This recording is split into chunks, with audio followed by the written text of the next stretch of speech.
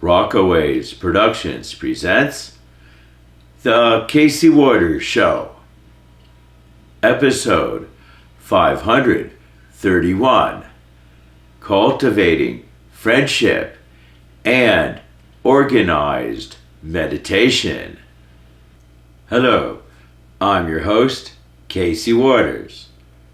Today, I will continue with Brain Room Education. Here, I look at the possibility of education in the afterlife. Then, it's cultivating friendship and organized meditation. Here, I look at good ways to develop and maintain friendship. And also, I look at ways to organize your thinking to help manage your day. Today's show will feature background footage from Lookout Mountain Trail in Montreat, North Carolina.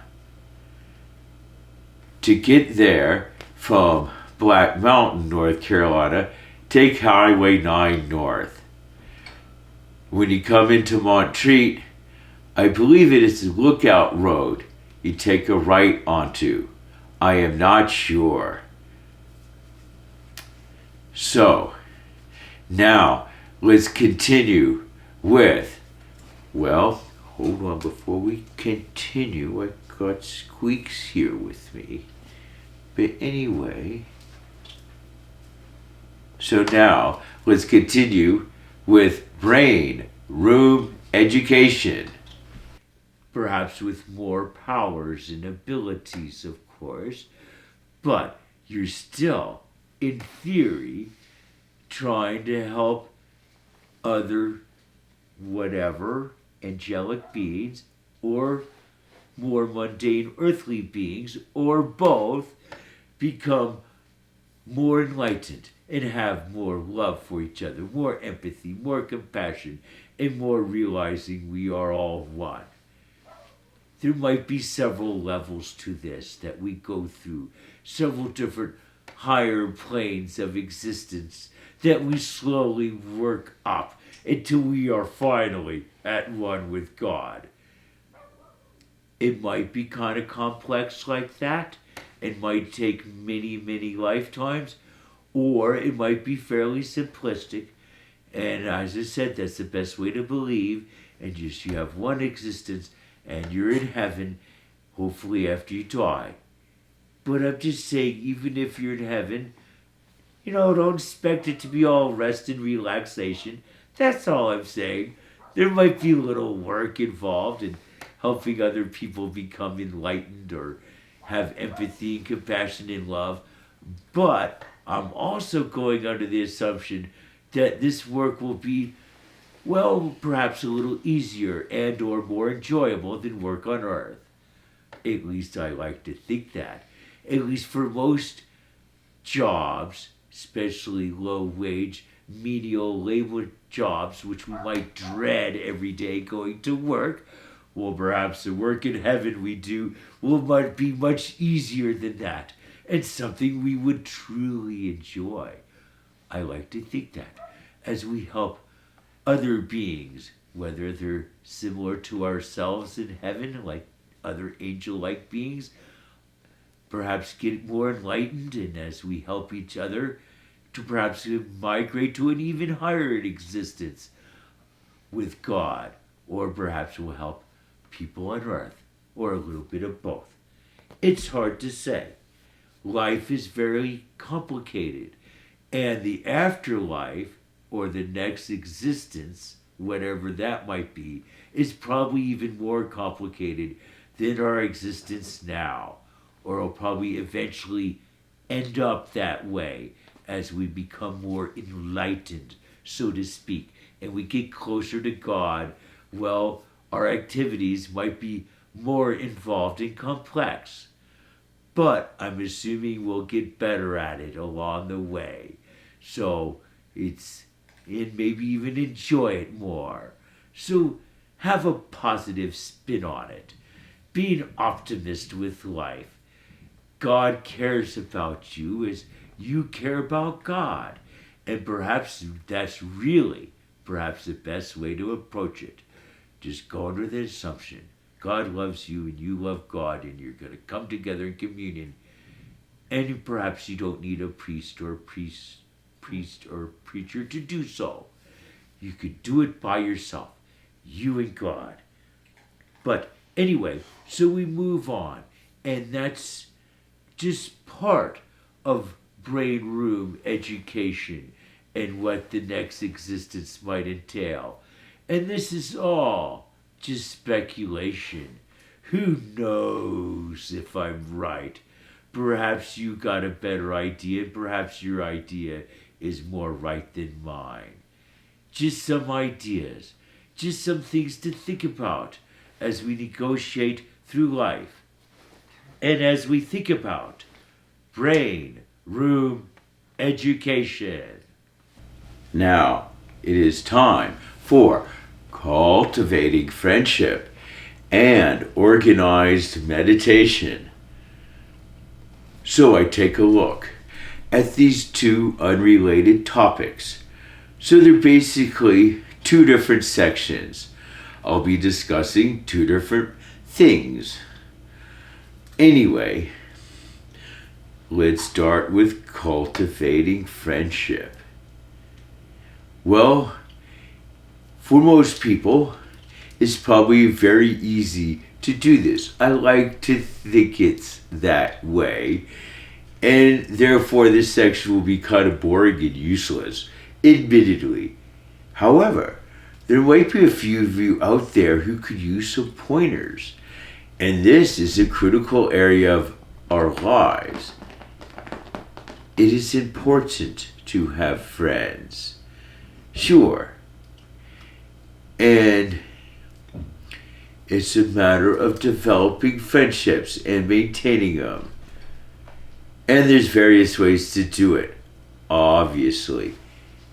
Everyone is different. Every friendship is different. And so some approaches will work better for some people than for others. There's many ways to approach this. But then again, there's some basics. Some basic things that probably pretty much apply to most situations. So, empathy is one of them. Be able to relate to their situation. Really try to understand what they're going through. Often, that is what friendship is about. It's about going through tough situations.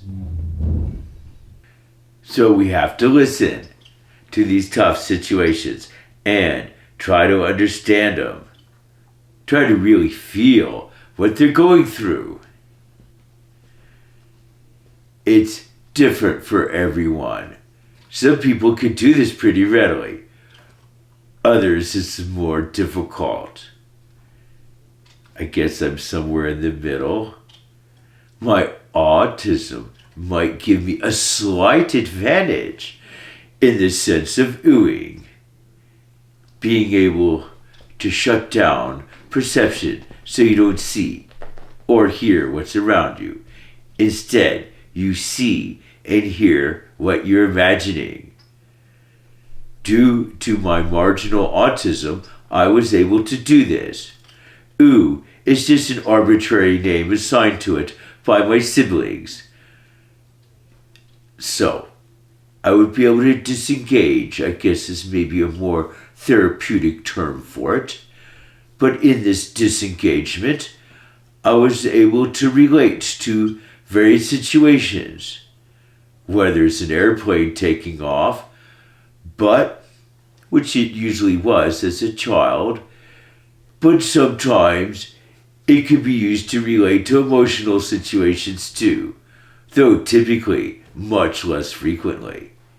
But still, just having that kind of sense to me, I don't have to go to full-blown ooh. I could just barely do it. Yeah, where I'm mostly here, but still I could maybe empathize a little better, try to understand their situation, visualize it, feel it. It's almost like you're experiencing it. And in a lot of ways you do, because often you go through similar situations yourself. So it's kind of a bonding thing, talking about your war stories, your struggles that are similar, and what tactics you use to solve them, or improve them, or just deal with the situation. But it goes beyond empathy. You gotta listen. I guess listening means not talking. Some people are very talkative, and they need to just chill out for a little bit and listen. Listen to what the other person is saying. Sometimes it's boring and you just got to deal with it. In this case, they might not be your friend, but they might be a relative, client, or boss, or some other person you really need to deal with. Well, you just got to do it. You just got to listen to them anyway. If they're important to you, they are. And their voices deserve to be heard. But I guess hopefully with potential friends, what they're talking about hopefully is halfway interesting. And you could, listen to it. And as you listen, you build up your empathy. You start to feel their situation. Sure. And I guess there's active listening where you could take it to the next level. You can listen, and then you could kind of tell them what they were saying to make sure you got it right. And so they could add any fine details they might have forgot. And that way you even fine tune it and you really understand what they're saying. So you gotta listen. As I said, active listening, where you're talking back to them about what they're saying. Where you take all of that and then you gotta have compassion. You gotta understand their situation. Sure, and perhaps help them or send them in the direction of help. Don't just turn away and be merciless. They're your friend, right? Well, this is the time to show it. Don't be impersonal, be personal. Don't do nothing, do something. Help them out. Help your friend out with a little compassion. Sure, you might have to do some work or spend some money or whatever, but they need your help. And so sometimes you just gotta help them. In the future, you might need their help. As I say to some of my friends, who have needed help often in the distant past, I would say, well, where's your family? They should be helping you. Well, it's true. We should have our families helping us. Well, obviously it's a two-way street. We gotta help our families too. So they help us, our family helps us, and we help our family.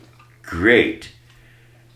However, it's good to have backup and have friends that could help you in case your family's not available. And you can help them when they need help.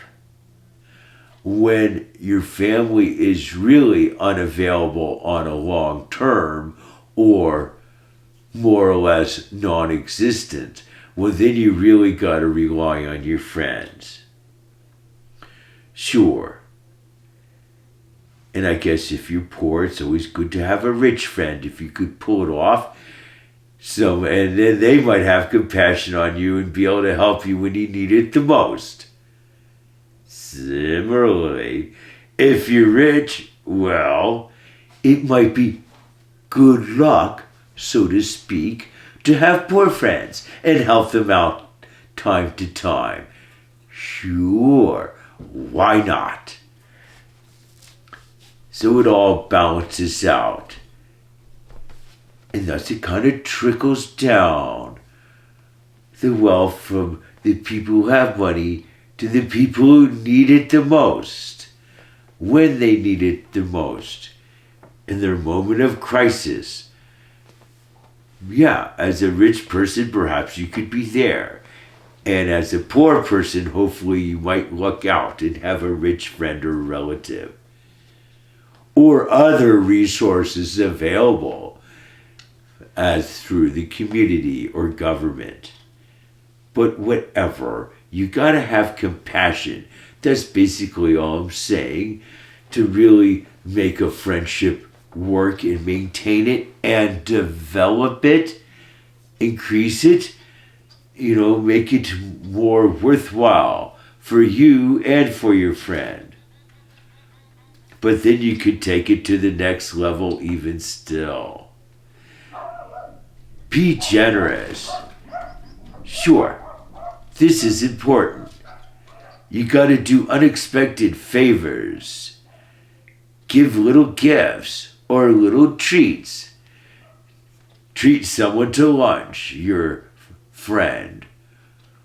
Or do something special for them. Take them to a fun place. Take them to the beach for a day, or whatever. Take them to a movie, or whatever's fun for you all to do. Of course, it doesn't have to involve spending much money, but treat them. Be generous with your time and resources to your friends. Being generous and going that extra mile and doing that special favor or treat or whatever, well, that could really cement things and really draw them close to you. And of course, they might help you out in the future and be generous with you.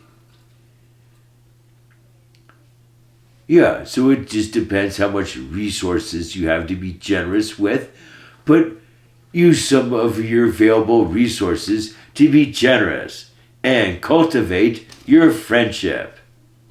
Cultivating friendship involves many things. You really gotta work on it. Sure, and probably involves a lot more than I talked about here. But having friends is important. To have someone to relate to talk to about ideas or crises we might be going through. Sometimes, well, things change in our life, and we have to constantly reevaluate. Sure. And so perhaps that's a transition. Like going from one song to the next. We're reevaluating our lives, and we're having our friends help us to do that. But also, with reevaluating, well, that's part of organized meditation, our next section. Let's dive into it.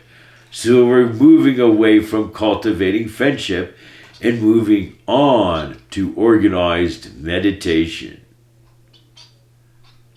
What do I mean by organized meditation?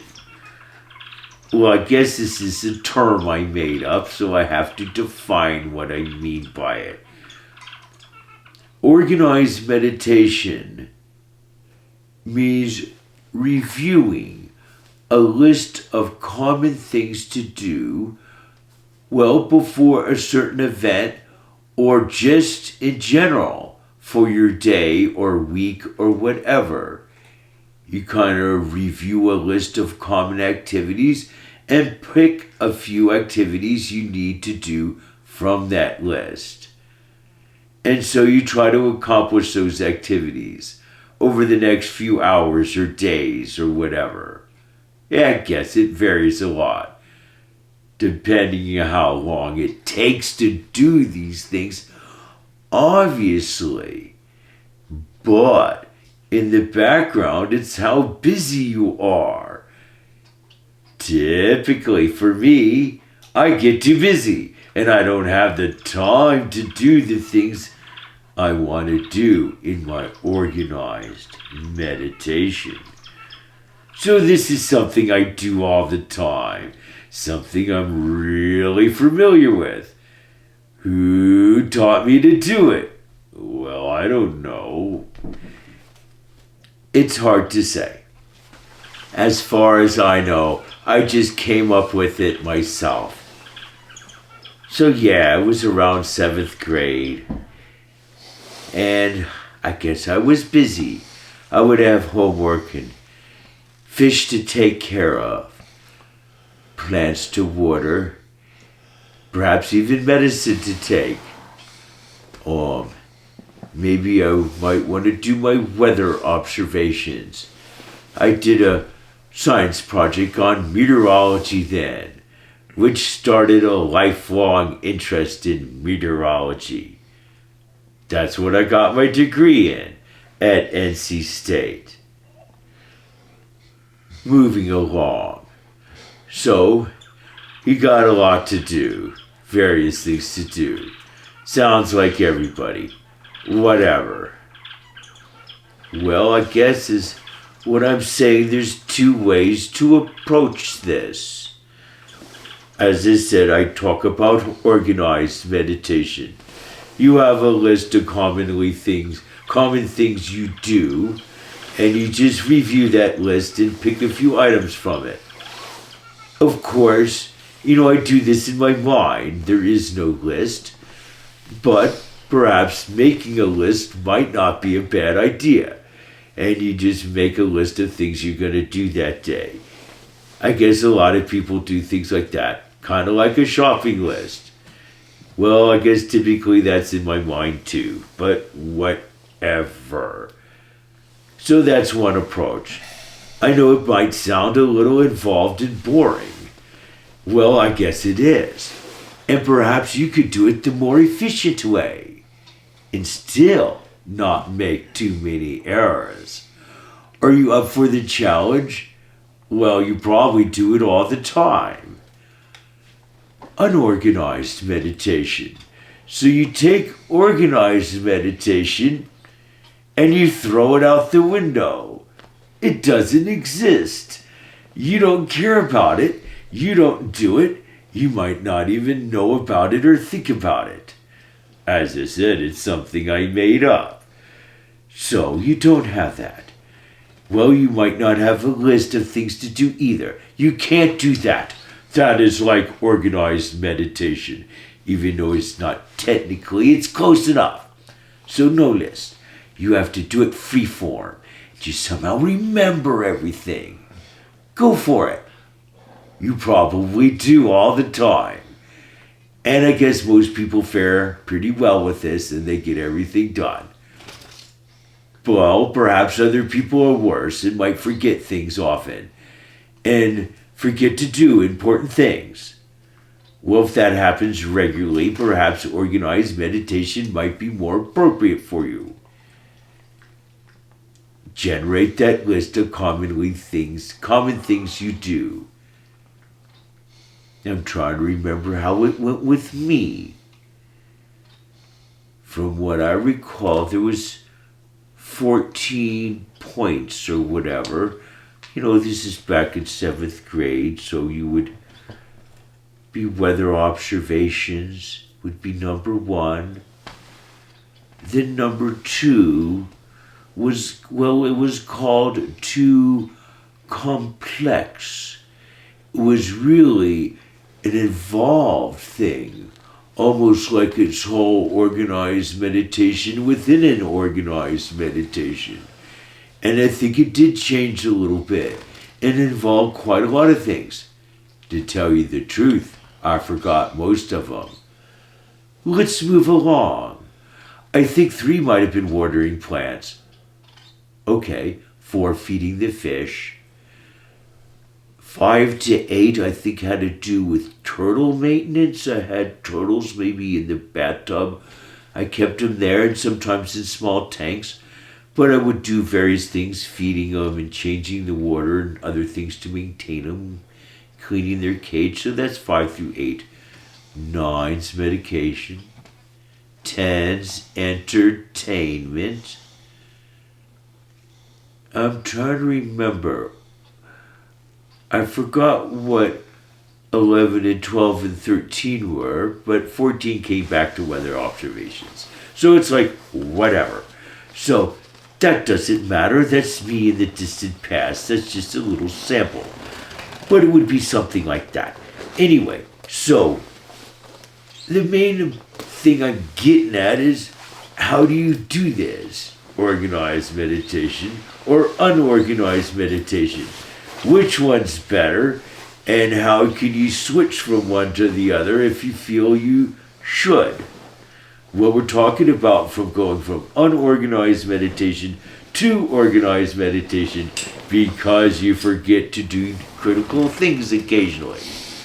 You gotta generate that list of common things you do, and that might take anywhere from a few minutes to a few weeks. But anyway, you finally get it done, and then you just kind of review that periodically. And you could do that with other things in specific. What I'm talking about that is there's like one organized meditation for the day, but perhaps there's another one for when you get ready to depart. When you're leaving for town, you got to make sure you have your jacket, car keys, etc. And there's another Casey Waters Show. Producer, Casey Waters. Graphic editing, Judson Laird. Please note our new email address, caseywaters2@caseywaters.com.